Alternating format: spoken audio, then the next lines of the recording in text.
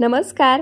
पितृपक्ष सुरू झाला आहे, म्हणूनच आज आपण पितृपक्षामध्ये आवर्जून बनवले जाणारे उडीद डाळीचे वडे, तेही एकदम सोप्या पद्धतीने आज आपण बनवणार आहोत.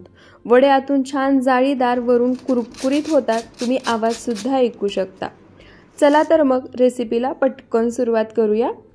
तर उडीद डाळीचे वडे बनवण्यासाठी इथे मी 1 वाटी उडीद डाळ रात्रभर पाण्यामध्ये भिजवून घेतली आहे. तुम्ही पाहू शकता डाळ एकदम छान भिजली आहे. नखाने तोडली तरीसुद्धा लगेच तुटती आहे. आता या डाळीमधील सर्व पाणी आपल्याला काढून घ्यायचं आहे. तर त्यासाठी मी काय करणार आहे, इथे मी एक बाउल घेतला आहे. त्याच्यावरती अशा पद्धतीने एखादी चाळण घ्यायची आणि आता या चाळणीमध्ये ही सर्व डाळ काढून घ्यायची, म्हणजे यामधलं सर्व पाणी निथळून जातं. थेंबभरही पाणी आपल्याला या डाळीमध्ये शिल्लक ठेवायचं नाही आहे. तर इथे मी डाळीतलं सर्व पाणी निथळून काढले. आता ही डाळ आपल्याला वाटून घ्यायची आहे. त्यासाठी इथं मी मिक्सरचं भांडं घेतले. आता या मिक्सरच्या भांड्यामध्ये ही डाळ आपण काढून घेऊयात. तर इथे मिक्सरच्या भांड्यामध्ये ही डाळ काढून घेताना सुद्धा तुम्ही पाहू शकता थेंबभरही पाणी डाळीमध्ये शिल्लक नाही आहे. डाळ वाटून घेण्यासाठी थोडंफार पाणी लागलं तर आपण घालणार आहोत, पण ते पाणीसुद्धा कसं घालायचं ते सुद्धा मी तुम्हाला पुढे सांगेन. त्यामुळे तुम्ही बनवलेले हे वडे छान फुलतील, अजिबात चपटे होणार नाहीत आणि आतून जाळीदार, वरून कुरकुरीत होतील. तर इथे सर्व डाळ मी मिक्सरच्या भांड्यामध्ये काढून घेतली आहे. त्यानंतर आता यामध्ये राहिलेलं साहित्य घालायचं. त्यासाठी इथे मी 3 हिरव्या मिरच्या घेतल्या आहेत. मिरच्या अशा पद्धतीने तोडून यामध्ये घालायची, म्हणजे छान एकसारखी वाटली जाते. आता इथे मी घेतलेली हिरवी मिरची तिखटाला कमी आहे, त्यामुळे मी 3 घेतल्या आहेत. तुम्ही घेतलेली तिखट असेल तर 1 किंवा 2 वापरली तरीसुद्धा चालेल. त्यानंतर यामध्ये 6 ते 7 लसणाच्या पाकळ्या घालायच्या. जर तुमच्याकडे पितृपक्षाच्या नैवेद्यामध्ये लसूण कांदा वापरत नसतील तर लसूण स्किप करून तुम्ही फक्त आलं घालू शकता. मी यामध्ये लसूण आणि त्यासोबत थोडं आलंसुद्धा घातलं आहे. आता हे सर्व साहित्य आपण एकदा मिक्सरला फिरवून घेऊयात आणि पाणी लागलंच तर ते कसं घालायचं ते मी तुम्हाला सांगते. तर इथे पहा, सर्व साहित्य मी मिक्सरला फिरवून घेतलं आहे. डाळ थोडीफार वाटली गेली आहे, पण पूर्ण बारीक झाली नाही. तर आता यामध्ये मी थोडंसं पाणी घालणार आहे, पण पाणी घालताना लक्षात ठेवा, पाणी या ठिकाणी पूर्णपणे थंड घ्यायचं आहे. म्हणजे आपण फ्रीजमध्ये थंड करून घेतो ना, अगदी तसंच. थंड पाणी नसेल तर आईस क्यूब घालू शकता. जर तुम्ही नॉर्मल टेम्परेचरचं, म्हणजे आपण पितो ते पाणी घातलं ना, तर काय होतं, डाळ वाटून घेताना ती गरम होते आणि त्यामुळे तुम्ही बनवलेले वडे छान फुलत नाहीत, आतून जाळीदार होत नाहीत आणि तळले ना की लगेच मऊ पडतात.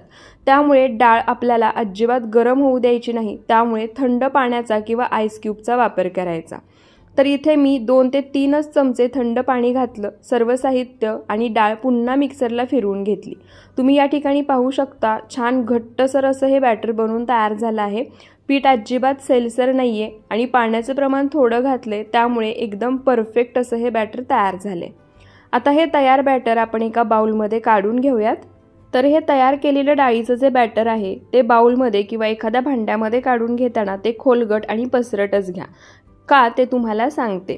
तर इथे पहा, तयार डाळीचं बॅटर सर्व मी या बाउलमध्ये काढून घेतलं आहे.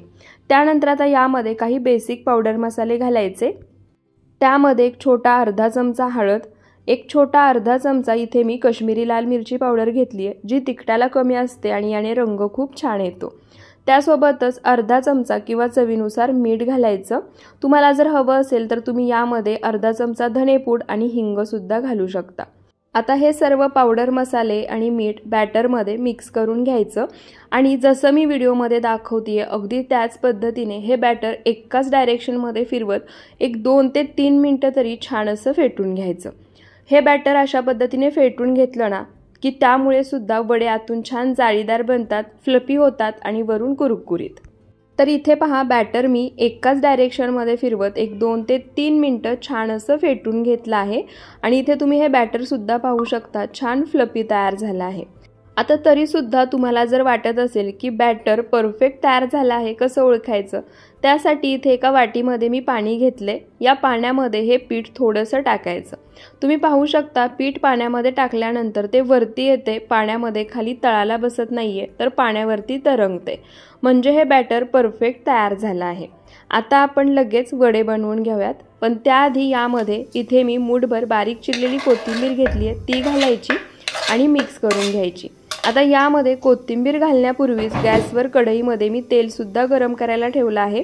कारण तेल आपल्याला छान कडकडीत गरम करून घ्यायचं आहे। आता तेल गरम होतंय तोपर्यंत या मिश्रणामध्ये आपण कोथिंबीर मिक्स करून घेऊयात। तर इथे पहा, कोथिंबीर मी छान एकसारखी या मिश्रणामध्ये मिक्स करून घेतली आहे। आता आपण वडे बनवायला सुरुवात करूया। पण त्याआधी इथे पहा, आपलं मिश्रण तयार आहे, त्यासोबतच एका वाटीमध्ये मी पाणीसुद्धा घेतलं आहे आणि आता वडे बनवून घेऊयात। तर इथे गॅसवर मी कढईमध्ये तेल गरम करायला ठेवलं होतं। तेल छान कडकडीत गरम झालं आहे। गॅसचा फ्लेम हायच ठेवायचा आणि त्यानंतर इथे मी गाळण घेतली आहे, ज्या गाळणीने आपण चहा गाळून घेतो ती गाळण थोडीशी मी ओलसर करून घेतली आहे। आता याच्यावरती पाण्याचा हात घ्यायचा, तयार मिश्रण ठेवायचं आणि मध्यभागी होल करायचा आणि आता हे मिश्रण या पद्धतीने तेलामध्ये सोडायचं। गाळणीच्या साहाय्याने तुम्ही जर असे हे वडे बनवून घेतले ना तर परफेक्ट छान एकसारखे तयार होतात। तर इथे पहा, याच पद्धतीने आणखी एक हा वडा मी तुम्हाला बनवून दाखवते। तर त्यासाठी पुन्हा सांगते, हात ओलसर करायचा, तयार मिश्रण गाळणीवरती ठेवायचं। तुम्हाला जेवढ्या आकाराचे वडे बनवायचे आहेत किंवा जेवढ्या जाडीचे बनवायचे आहेत तेवढं पीठ तुम्ही घेऊ शकता। मध्यभागी होल करायचा आणि अशा पद्धतीने गाळणीने तेलामध्ये हे वडे सोडून घ्यायचे। सर्व वडे मी याच पद्धतीने बनवून घेतले आहेत। एका वेळी जास्त वडे बनवून तेलामध्ये सोडायचे नाहीत आणि तळायचे नाहीत, नाहीतर मग काय होतं, तेलाचं टेम्परेचर कमी होतं आणि हे वडे जास्त प्रमाणात तेलकट होऊ शकतात आणि आतून जाळीसुद्धा सुटणार नाही। तर इथे मी एका वेळी 3च वडे तेलामध्ये सोडले आहेत। आता गॅसचा फ्लेम मीडियम करायचा आणि मध्यम आचेवरती हे वडे अलटीपलटी करत छान सोनेरी रंग येईपर्यंत तळून घ्यायचे। तर इथे पहा, सर्व वडे मी अलटीपलटी करत छान सोनेरी रंग येईपर्यंत तळून घेतले आहेत। वड्याचा तुम्ही आकार पाहू शकता, एकदम मस्त आला आहे आणि अशा पद्धतीने गाळणीने हे वडे बनवून घेतले ना तर परफेक्ट कोणालाही अगदी सहज जमतील। आता हे वडे मी एका ताटामध्ये काढून घेते आणि राहिलेले वडे सुद्धा याच पद्धतीने गाळणीच्या साहाय्याने बनवून घेते। तर इथे पहा, सर्व मिश्रणाचे वडे मी बनवून घेतले आहेत। परफेक्ट असे हे वडे तयार झाले आहेत। तुम्ही याचा आकार सुद्धा पाहू शकता। त्यासोबतच वडे आतून तर जाळीदार झालेच आहेत, पण वरून सुद्धा इथे तुम्ही आवाज ऐकू शकता, छान कुरकुरीत असे झाले आहेत आणि आतून सुद्धा हे वडे मी तुम्हाला दाखवते, छान जाळीदार तयार झाले आहेत आणि थंड झाले ना तरी सुद्धा हे वडे चवीला अप्रतिम लागतात। तर या पितृपक्षामध्ये तुम्ही सुद्धा माझ्या या पद्धतीने उडीद डाळीचे वडे नक्की बनवून पहा आणि हे वडे बनवल्यानंतर कसे झाले ते सुद्धा मला कमेंट करून नक्की सांगा। व्हिडिओ आवडला असेल तर व्हिडिओला जास्तीत जास्त शेअर करा, एक लाईक नक्की करा आणि अशाच रेसिपीजसाठी आपल्या सरिताज किचन मराठी या यूट्यूब चॅनलला सबस्क्राईब करायला विसरू नका। पुन्हा भेटूयात अशाच साध्या सोप्या नवनवीन रेसिपी व्हिडिओजसोबत। व्हिडिओ शेवटपर्यंत पाहिल्याबद्दल खूप खूप धन्यवाद।